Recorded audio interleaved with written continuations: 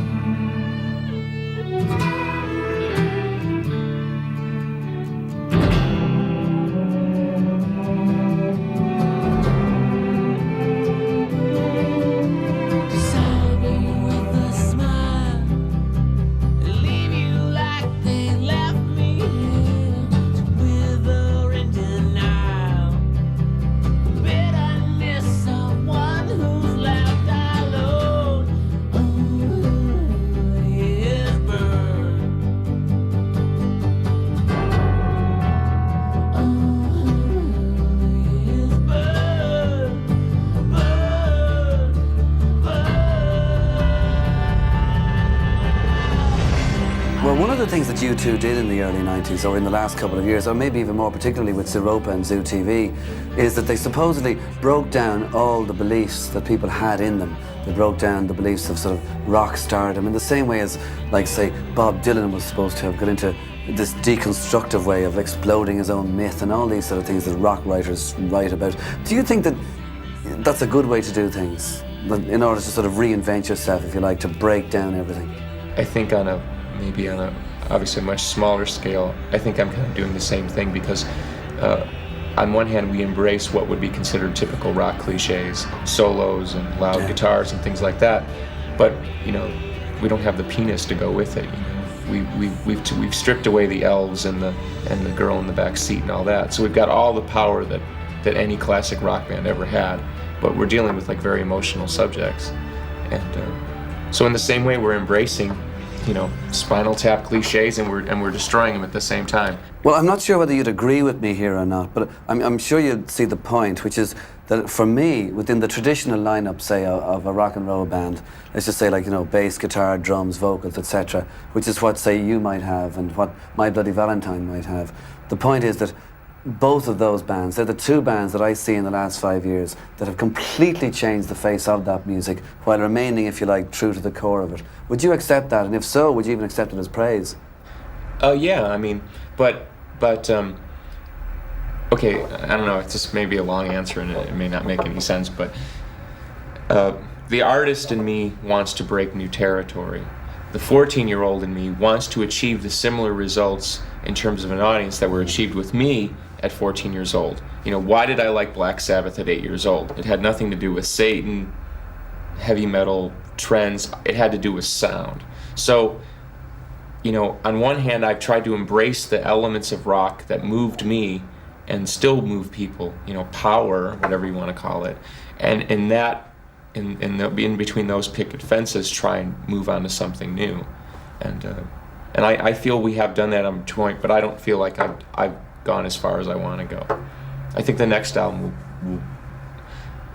will go even way further. So, Billy, the two albums so far have been brilliantly successful in terms of the way you sort of might want to, say, push your career, for the Gish album straight through to the Siamese Dream album and to what's going to happen next. It's all looking very good, but by the same token, whatever you wanted to do with Gish, you can't now do it the next one because there is a big business behind you. Does that business, do the record company people, if you like, get in the way of, say, the artistic path that you want to take, or are you exactly allowed to do exactly what you want to do? I went through a lot trying to figure out exactly what I wanted to do, because I don't know if this will make any sense to anybody, but I grew up like not really having anything, and really with no future mapped out for me, no family support. And so suddenly I'm in this, basically successful rock band. And for the first time in my life, I feel like wanted and needed, and there's some responsibility to my life.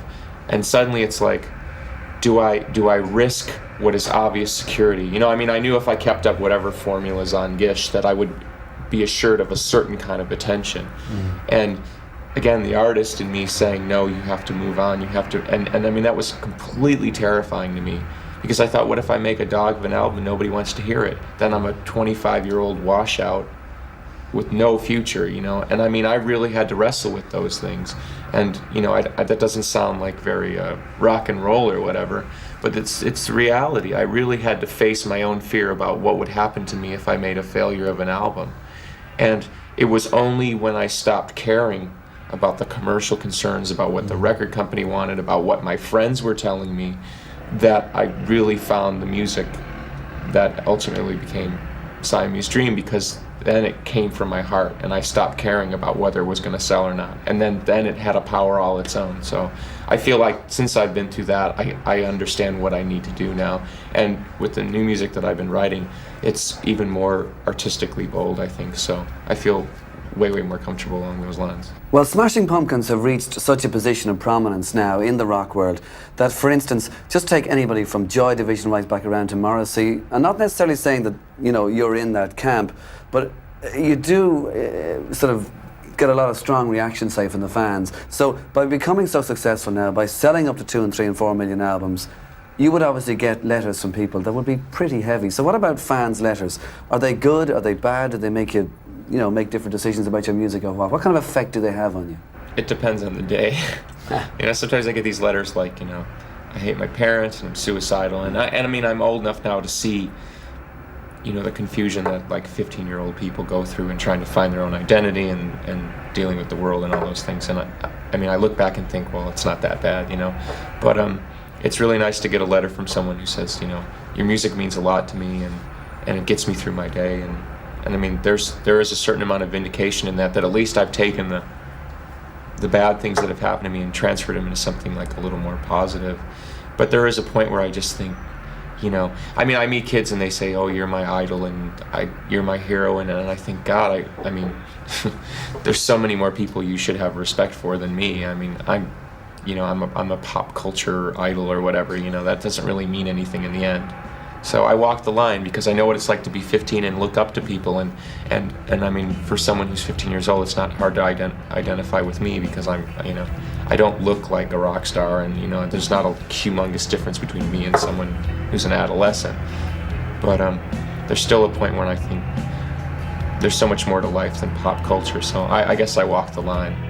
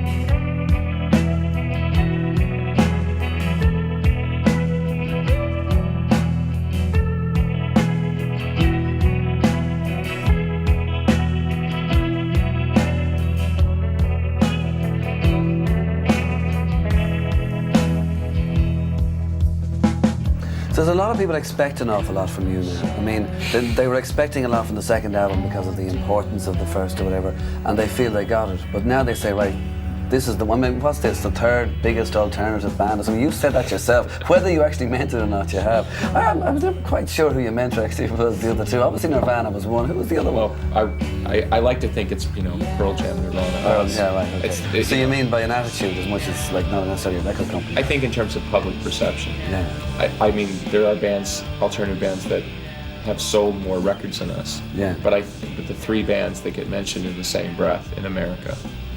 Are you surprised at the extent of the Pearl Jam thing? I mean, like, first of all, the second album was the fastest selling album in a week ever in the States. First album sold 11 million or whatever. The reason it doesn't surprise me is Nirvana created a hunger in the American public, and then they didn't fill it. They didn't tour. The album, that album, the Nirvana album, will be a classic album. I mean, without a doubt, it will be looked upon as a moment in time where everything changed. That won't go away. But they created a hunger, and I mean, I felt that hunger. We were out playing at that time, and there was such a hunger for them, to go out and do the Beatle thing, to create that excitement. And when they didn't, Pearl Jam just walked through that door, and they won people's hearts over with, sincerity and they had a couple hit songs and they were on MTV, and that's it. Do you think in some ways you've gone through the upheavals that an awful lot of bands do in a very short space of time? Usually all that we've read about you would sort of be something you'd read about the 7th or 8th album by most bands. We had all of that sort of infighting stuff after just the first album from you guys. You've got that out of the way in some ways now. But the world's different. It's an accelerated process. What do you mean? Well, I mean, we toured almost 2 years on Gish. I mean, name a 60s band that toured 2 years on one album. You just didn't. There wasn't the market for it. You put out a couple singles, you put out your new album, you toured maybe for a couple months, and you went back in the studio and did another one. That's the way things work. And you take people, I mean, before Gish came out, we'd never been on the road for more than 10 days in a row. Yeah. And suddenly we were on the road for 7-8 months in a row. I mean, we were at each other's throats. And then when it came time, I mean, an album is a very intimate process. So suddenly here, it's us four, we've been together all these years, and we're standing in the same room, and we don't even want to talk to each other. And then it's like, hey, brother, let's make some music. It just, everything broke down. So, and I lost faith in them, and they lost faith in me. And there were some deep-rooted problems that went way beyond who can write music and all those kind of things. So. Okay, Billy, regardless of what happened in the past and what now seems to be some sort of an even keel, it is a question still of Smashing Pumpkins as the band who lives on its nerves, at the very least. Whatever about tension, whatever about at each other's throats. Can I use the word nerves? Are you asking me if that's the way it is? Not really. No, not anymore. I cleaned house, so to speak. We just kind of had it out. We aired it all out, and it's done with, I think, at least for the while. Well, what's it like then to have a couple of million sales, say, and have Grammy nominations, etc., to be married, to be put? Like, I mean, did you know this 3 years ago? It's been quick enough, hasn't it? I don't know. Honestly, what's it feel like? It feels okay. I mean, most of everything I think is like through that kind of artistic perspective. So I look at it like, I'm very proud of Siamese Dream, but I look at it as like only the beginning of like this artistic pursuit, And I do feel that if I continue to pursue whatever I think is important, that there will be an audience there to support it, I guess. So. Do you have a goal where you'd like to see Smashing Pumpkins in terms of sort of in the scheme of things? For instance, you're trying to say in terms of the third album that you'd like to get rid of the idea of writing songs so you'd wonder how they'd sound live. Now, R.E.M. did a live tour in 1989 with the Green album, their last sort of heavy album, if you like, but they haven't done one since, and yet the two most recent albums have made them one of the biggest bands of the last 10 years. They've been their best-selling albums. They've sold over 20 million between them. So maybe that's something to aspire to sit on the back porch, stay at home and sell millions of albums and don't go on the road where a lot of bad things can happen within a band. What about that? I mean, what about... Could you do that? Sure. Sit at home and make music? Yeah. That'd be easy. Yeah. I mean, I would hope to be in that position someday. Because I really don't think... you don't get that opportunity unless you're successful. Sure. And, again, pop culture. And you really are not going to make the best music until I think you really don't have to really concern yourself with all those kinds of things. Okay, Billy, thank you very much for talking to us. You're welcome.